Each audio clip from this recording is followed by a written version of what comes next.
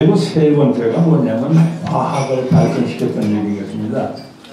그래서 송나라 때 가장 이름 높게 지금까지 전해오고 있는 게 뭐냐면 3대 과학의 자랑이에요. 하나는 뭐냐 할 것 같으면 진암철을 발명해서 썼다고 하는 것이 바로 송나라의 아주 대단한 이 자랑으로 이어지고 있습니다. 그리고 이제 이 두 번째는 바로 그 화약을 이용해서 군사 무기화했다고 하는 이것이 두 번째예요. 그리고 세 번째는 지금 오늘 기억에 나는 제가 안전하다는 가져와서 지금 잘 안 보입니다만 거기 그 세 번째 나와 있습니다. 그거는 그 참고해 주시기 바랍니다. 이와 같이 그 과학의 힘을 실렸다고 하는 점에서 그거는 인재를 기름으로 해서 과학의 힘을 빌릴 수 있었어요. 그래서 그 송나라가 320여 년간을 이어갈 수 있는, 그리고 송나라 때 문인이 얼마나 많이 나왔습니까? 그래 지금도 당송팔 때가 하면은 당나라 때 그 289년에 그 나왔던 문인들, 송나라 때 나온 사람들, 이 사람들이 중국의 철학에 기초 닦은 사람들이에요. 그러니까 그 태조의 그러한 정치 철학이 분명했기에 이와 같이 중국의 문화가 지금까지 그 터전을 굳건히 하고 있는 것이 아닙니까? 근데 여기서 이제 한 가지 분명해야 할 것은 뭐냐 하면 충의 정신인 것입니다. 그 충의 정신은 뭐냐면 여러분들 강간약제하면 중앙만 비대하게 하고 그 다음에 지방은 약하게 만든다는 이런 뜻도 되겠습니다만 바로 여기서 얘기는 그게 아니에요. 왜냐하면 이 인사조직에 있어 보면은 세 가지가 있습니다. 하나는 임기직 공직자가 있고, 두 번째는 임명직 공직자가 있고, 세 번째는 청년직 공직자가 있습니다.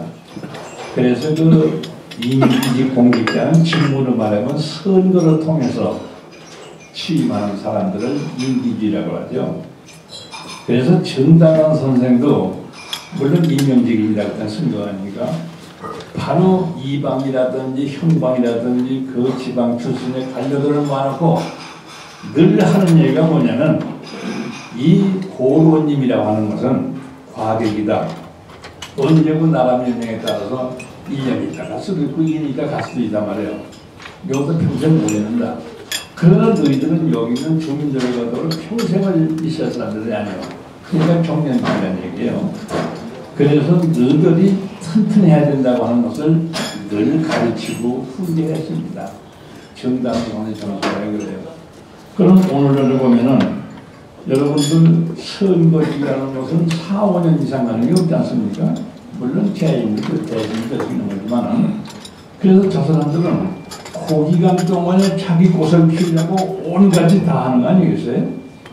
나라의 비시가 많이 들어가는 것도 뭐냐면은 자기가 내세운 정책을 가져가서 다시 재선되기 위해서 돈을 푹 쓰다 보니까 나라의 일이 저렇게 뭐 40살이 440년 이렇게 늘어나고 있는 게 그거 아니겠습니까? 그 다음에 임명직은 뭐냐 하면은 바로 그 선거직에 의해서 선임직에 의해서 당선된 그 사람들이 권력을 잡다 보니까 편리한 대로 이렇게 사람을 배치하네요. 그래 거기서 낙하산 인산이 뭐 이런 게 나오잖아요. 그러니까 전력공사가 전기가 나가도 왜 나가는지 쫓아도 모르고 있어. 그래가지고 우리의 그 비상 예비 전력이 뭐 300kW 이상 있어야 되는데 그렇지 못했다 그러는데, 그런데 그 정동영인가요? 이북에 대해서 200kW 뭐 전기를 준다 하는, 이것도 아무것도 모르고 한 얘기 아니겠습니까? 그러니까 비전문가에 의해서 임명직이 그러한 국영정책을 맡다 보니까 그러한 화점이 생긴 것이 아니에요. 그래서 문제는 가만히 보면은 바로 그 선임직하고 그 임명직이 있는데 이 사람들은 충의 정신이 별로 없어요. 충의 정신보다도 자기 개인의 영달을 더 앞세웁니다. 그러면 우리가 지금은 그 말을 많이 안 씁니다만 이득이하를 가지고 직업공무원이라고 해요. 그래서 선거직과 임명직이 아무리 바다 위의 물결처럼 놀아나도 그 정면직 그러니까 국가고시로 통해서 신분을 취득한 공직자 사회는 그 가치관이 뚜렷해가지고선 어떤 사람이 왔다가지고 흔들리지 말아야 되는 거 아니겠어요? 바로 이것이 추의 정신의 집단이요. 이것이 국가의 골간 조직인 것입니다. 근데 이제 뭐 참여정부니 뭐 이런 데서 그 10년 동안은 그 밑에 골간 조직에 해당되는 그 하부 조직에까지 심어놨어요. 그것이 문제가 되는 것입니다. 그런데 지금 정부는 그것도 못하고 있어요. 그러니까 그냥 바람만 불어도 희휘 흔들리지 않습니까? 바로 이런 점이 충의 정신의 골간인데 그 충의 정신이라고 하는 것은 공무원들의 분명히 나와 있습니다. 상급자의 지시가 부당하다고 할 경우에는 복종할 의무가 없다고 하는 공무원들의 분명히 나와 있어요. 그런 저 박교육관이라는 사람이 교육 정책은 하지 않고 교육 정치만 하실 적에 그 밑에 2급 이하 사람들은 분명히 그런 제시가 있어야 되는데 그것이 안 되고 있다는 얘기는 뭐냐면은 충신 정신에 입각한 그러한 골간 집단이 지금 없다는 얘기랑 마찬가지 아니겠습니까? 바로 이렇게 어려운 시기를 극복할 수 있고 정권의 안정을 통해서 민생의 안정을 이룩하기 위해서는 이러한 그 국민들과 직접 피부로 접하는 이러한 이 골간 조직이 튼튼해야 된다 하는 여기서 그거를 칸이라고 합니다. 그 기둥뿌리. 그러니까 기둥뿌리는 뭐냐면 우리와 직결되어 있는 최근에 있는 가까운 곳에 있는 것이 줄기아닙니까? 그것이 바로 그 지구공무원이라고 하는 이런 개념으로 이해할 수 있는 것이고 그 다음에 가지는 얼마든지 전지할 수 있어요.